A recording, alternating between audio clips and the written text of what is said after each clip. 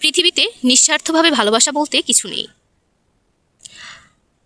আমরা যারা বাগান প্রেমী আছি, আমাদেরকে দেখে আপনারা অনেকেই ভাবেন যে আমরা হয়তো নিঃস্বার্থভাবে অনেক বেশি ভালোবাসতে পারি, বাট না, এটা একদমই সত্য না।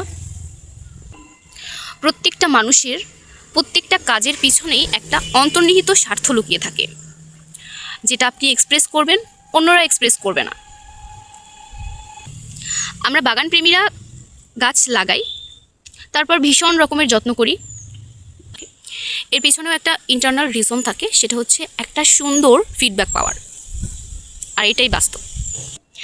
যাই হোক, আজকের ভিডিওটা করার জন্য একটা রিজন আছে, সেটা হচ্ছে এই যে গাছগুলো, অ্যালোভেরা গাছ, এগুলো কিন্তু আমি জাস্ট 1 মাস আগে লাগাইছি।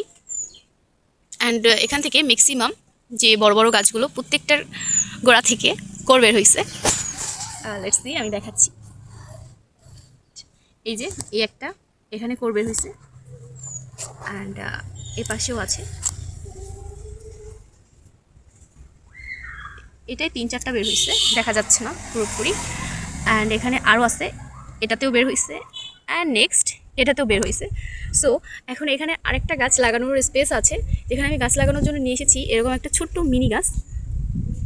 ইভেন এই মিনি গাছটাতেও একটা ছোট্ট মিনি সাইজের কোর বের হওয়া।